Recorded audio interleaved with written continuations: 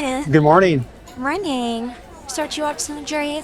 Sweet tea. I'd like half lemonade and half sweet tea. Arnold Palmer, yeah. Yeah, and then also some water. Water, gotcha. Water for me also. And then can I have hot tea? Yeah, hot tea, yeah, of course. Thank you so much. You're back. Thanks, Thank Dina. you. I was thinking about some of these entrepreneurs we've been talking to, and a lot of them have been telling me that they feel like they've got two lives. One life where they're at work, and then another life where they can be themselves. They can be a Christian, it's a home or a church with their friends. I guess it's that like proverbial thing. What do we say? Like we're not allowed to talk about religion or politics at work. I think it's like a separation. As I talk to them and I think about my own journey, I think it's a separation that goes way deeper in our lives. I think it actually goes all the way back into Genesis. Yeah. I was reading this morning in Deuteronomy, and it says in chapter 10, verse 14, it says, "Behold, to the Lord your God belong heaven and the heaven of heavens and the earth and all that is in it." So it started back then.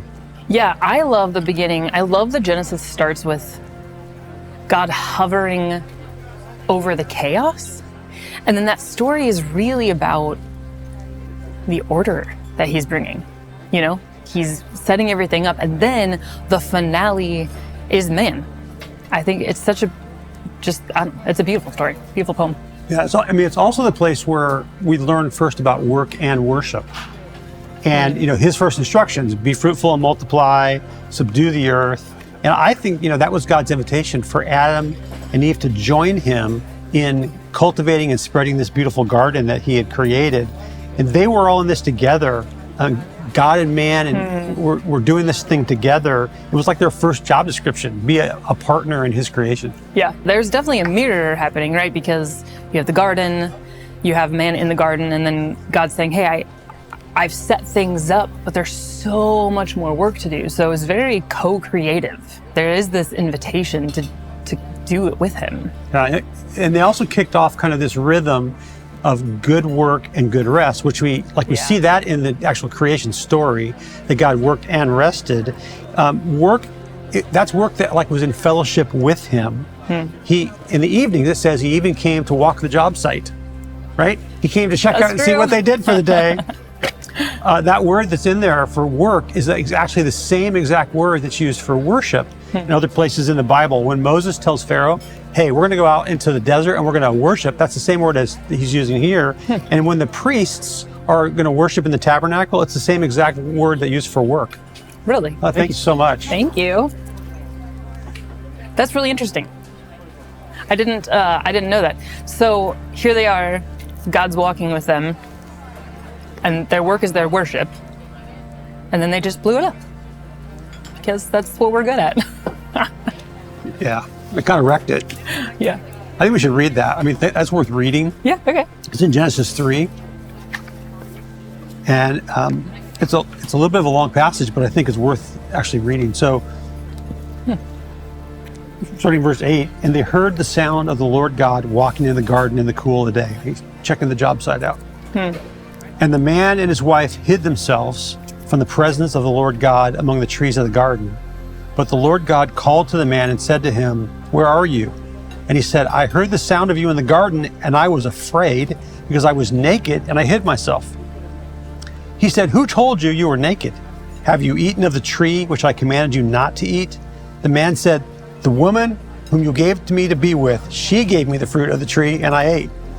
Then the Lord God said to the woman, what is this you have done? The woman said, the serpent deceived me and I ate. And if you skip down, they break the rule, they break the fellowship, and then, verse 24, he drove out the man at the east of the Garden of Eden. He placed the cherubim and a flaming sword that turned every way to guard the way back to the tree of life. They go from this intimacy with God, and they're working alongside, and they're co-creating. That line, it says, walking in the cool of the day. Can you imagine? Just it's the afternoon and you're taking your siesta or whatever, just walking with God, looking at all the stuff he made. And then all of it just in a moment, work and worship were changed. And even the ground itself became a chore. I think this is where that first came up with the idea of the JOB, right? It used to be, Yeah. It was this amazing experience of working with God and having a relationship with him, and then it just became just a job, right? And they lost the sense of closeness, the feeling of being at ease. They're actually hiding from him, and they're taking some of the stuff he created and they're using it to hide behind, which is really crazy. Which we still do. I mean, we still hide behind our job as if it's some kind of badge of honor or purpose. Like, what is the first thing that we do when we introduce ourselves to someone or we're getting to know someone? We ask, so what do you do? Yeah, it's become our identity. Yeah. We hide behind. That's super interesting. And then, of course, I guess the really good news is, and I'm thankful, Jesus brings us back together. We're brought back together with him so we can have this intimacy with God again. And our work becomes co-creation again. That reminds me of Romans 8, about that cry, that Abba Father cry. Let's see, Romans 8:15, it says, so you have not received a spirit that makes you fearful slaves. Instead, you received God's Spirit when he adopted you as his own children. Now we call him Abba Father. We've recaptured that intimacy again. It's like we're no longer doing work as slavery. Work is no longer this painful thing, but now it's a place where we can cry out to Abba Father intimately all during the day. Yeah. And ultimately, I mean, obviously this whole book is full of that story. He's going to fix all of it, not just the intimacy, but all those pieces. It's all coming back together. Hopefully he'll fix the weeds, right? Because that's like when you think about the garden, when they fell, I think it was weeds and flies that were introduced. That was part of the deal. And I think he's going to fix that so that not only is our intimacy restored and our ability to work and co-create with him restored, but he's going to fix the whole thing. There's a really good passage in Colossians that talks about this. In chapter 3 of Colossians, whatever you do, work heartily as for the Lord and not for men, knowing that from the Lord you will receive the inheritance as your reward. You are serving the Lord Christ. So work heartily. Yeah. That's interesting. There is definitely like that passage is like a whole self thing. The fact that work is worship is really novel to people. I can't tell you how many times I talk to our entrepreneurs and I'm like, oh my gosh, I haven't talked to you in a while. What's going on? And they say, well, I might have started something new. And then of course my response is, dude, I'm so excited. Tell me about that. And then they're always taken aback. Like they'll come to me later and say, hey, when you were excited about the new thing I was starting, I was super weirded out. But you were actually just saying out loud what I was feeling in my heart, and no one else has said back to me that I'm allowed to be excited. Which breaks my heart that they think they can't be excited, but it is supposed to be worship. Our work is supposed to be this thing. Yeah, that passion, that's actually a good thing, as long as that's connected to the Lord. But in that passage it says we should work heartily as for the Lord. We don't use the word heartily, I don't think very often. Maybe it's in some archaic Christmas song that we sing, but what that word means is soul work. So you can bring your soul again, like you're free as an entrepreneur who's passionate about whatever the thing is you're creating, because you're doing it with him. You can bring your whole self to that, which I think is so cool. That is cool. I mean, I remember years ago when we were kind of doing business as usual, I came to you and said, I'm tired of coming as a partial person. I want to come as a whole person. And so that sacred secular divide, it's just totally made up.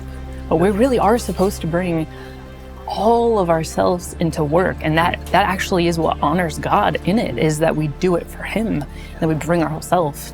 Yeah, if we don't do that, we're just being robbed of what God actually has done for us in Jesus.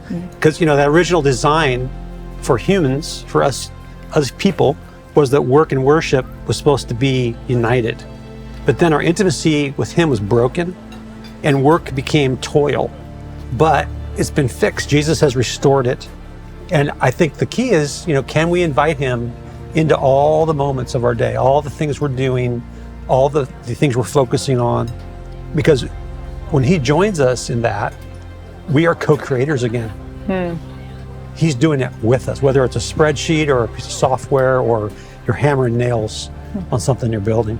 Yeah, I wonder what would happen if we really felt like we could sit in those moments at our desk, filling out a spreadsheet, trying to make payroll work, like whatever the thing is, getting ready to have a tough conversation with a client or an employee. If we really felt like the presence of the Holy God was there with us, ready to interact and take part in what we're doing, like how would that change what we do and how we do it?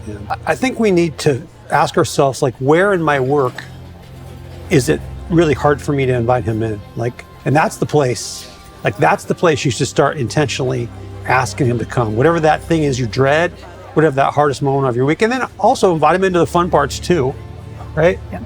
And what are we allowing to stop us from doing our work with him, inviting him in? And where in my work, where my work day, my week, I think about my schedule, I think about the demands on my time, where do I need to be more intentional about inviting him to come in and do it with me, It's good.